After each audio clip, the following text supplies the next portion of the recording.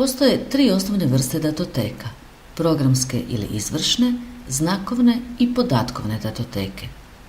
U radu na računalu najčešće koristimo podatkovne datoteke.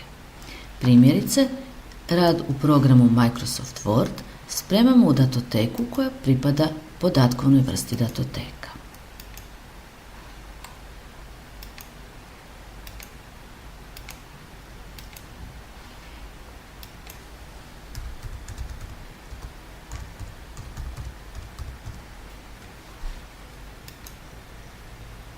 Neki od nastavaka podatkovnih datoteka jesu docx, bmp, jpg, gif, xlsx, pps, ppsx, pptx itd.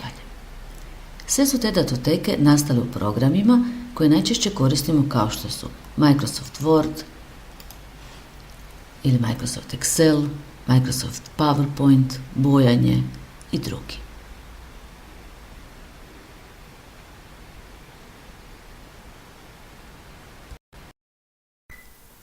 Pokretanjem instalacija različitih programa, primjerice igrica ili slično, radimo s programskim ili izvršnim datotekama. Često ih pamtimo kao exe datoteke, što dolazi od engleske riječi executable, što znači izvršne. Sigurno ste do sada imali prilike pokrenuti neku setup exe datoteku kojom ste instalirali određeni program na računalu.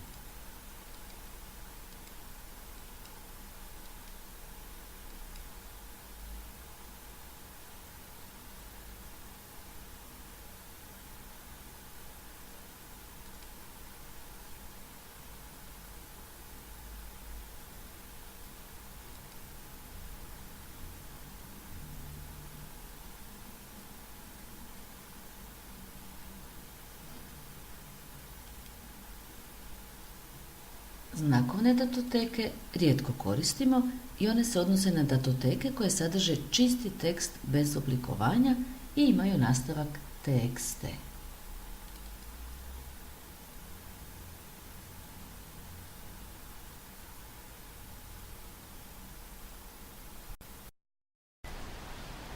Operacijski sustav uz naziv datoteke prikazuje i ikonu po kojoj prepoznajemo vrstu datoteke.